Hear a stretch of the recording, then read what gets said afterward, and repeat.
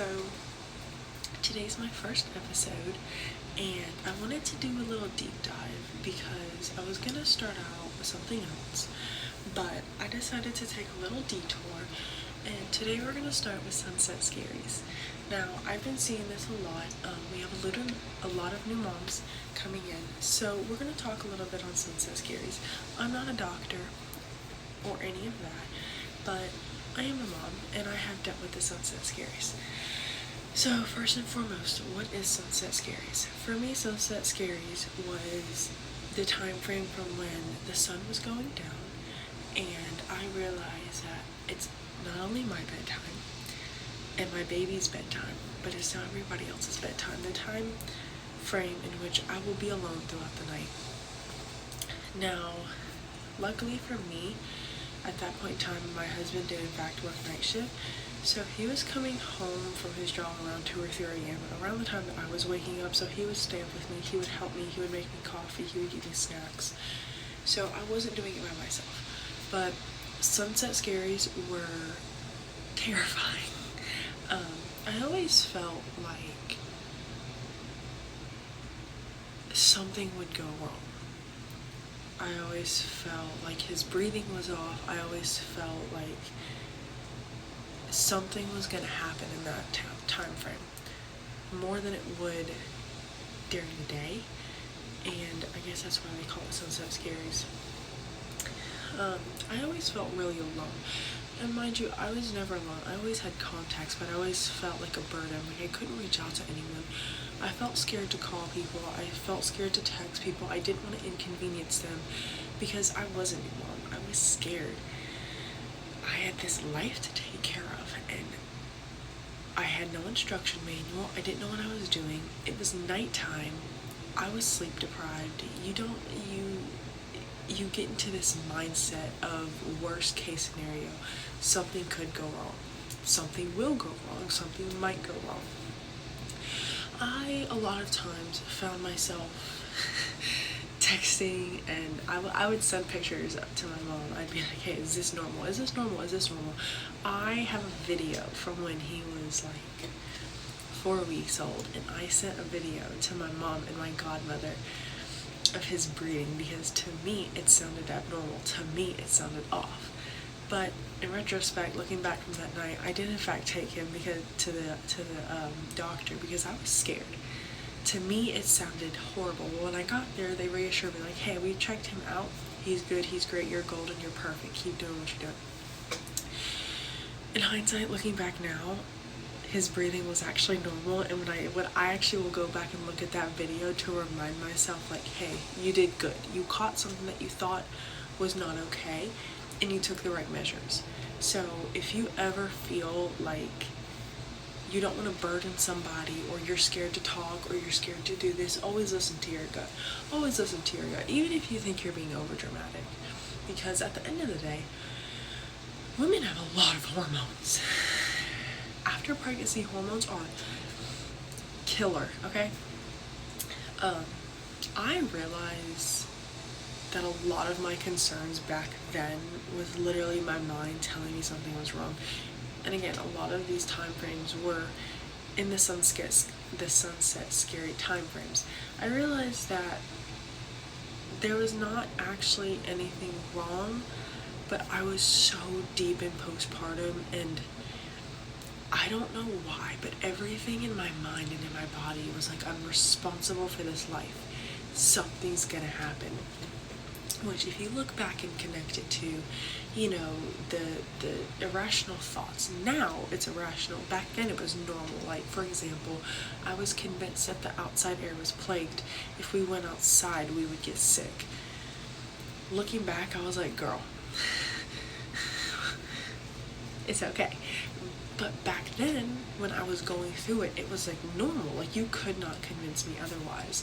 I feel like maybe one of my biggest helps was everyone saying, hey, it's okay. Nobody called me crazy. Well, my support system, some people did call me crazy. The people that I had supporting me, they didn't call me crazy. They didn't make me feel crazy. They welcomed me with open arms. They answered every phone call. They responded to every text. They showed up when I needed them. They helped. And it was a big help. And it wasn't just, hey, let me hold the baby. It was, hey, let me do your laundry. Let me cook you a meal. What do you need? That they were so good at that. My whole support system was always asking, what do you need? What can I help with?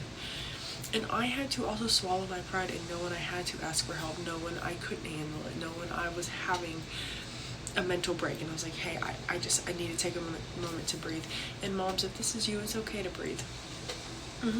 It is okay to step outside, take some air, take a minute. If you feel like it is overwhelming you, take that break and understand that you're doing what's best for you and your child in that moment, and that is 100% okay. I don't really have the sunset scares anymore. I don't. I don't know when they ended. I just know that one day I wasn't feeling them. I don't remember when they ended. I remember one day I was just really, really deep in them, and then one day I was just like, I was reminiscing back on my journals, and I was like, holy crap, I don't see these thoughts anymore. I don't see this happening. So if you are someone who has sunset scaries, they will stop. They will come to an end. They might turn into new fears, but they won't be the sunset scaries. I also, I had this thing where I was afraid of cars. I was afraid to drive because if my husband was driving or my mom was driving, I was in the back with the baby. I cannot tell you the big leap it was to move from back seat to front seat. That was an emotional drag out for me. It felt like life was halting my heart. I cannot explain to you how much I felt like I was betraying my child by moving to the front seat. I remember one day I was leaving my mom's house with my husband, and we were in the car, and he's like, hey, Lexi, you know you can sit up here, right? Just for the 5-minute car ride. 5 minutes. 5 minutes. And I was like, I was trying to find every excuse not to. I was like, okay, but the seat up there isn't comfortable. He's like, yes it is. I was like, okay. So after arguing with him, I moved up to the front seat, and I was like in my lap, like shaking, and he was like looking at me, and I was like, this is not happening. I felt like I had betrayed my son, okay? Just because I moved seats, I could still see him. We had a mirror. We have a mirror. I could still see him. But the point is that in my head, he's gonna feel betrayed. I didn't realize then that we both needed that. He needed to learn it's okay to be in the backseat by myself. Just because I don't see mom doesn't mean that she's not there. She's there. He heard my voice. He saw my face when I would look back to check on him. We would sing to him. He hears my voice. He knows that mom and dad are there. But sunset scaries are sad. And it starts out as this small thing and oftentimes turns into a flood of different fears. Having those fears is perfectly normal. It's perfectly fine. You're not a bad mom. You're not a bad person. You're not a bad parent.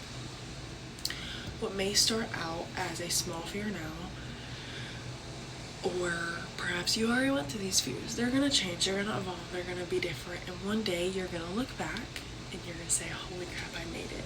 Holy crap, I did it. I got through the sunset scaries. I got through the irrational fears.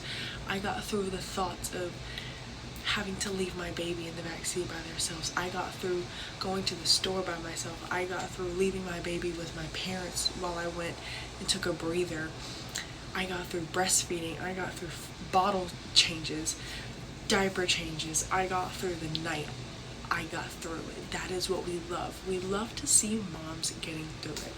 So as I'm closing this out, there will be more episodes to come.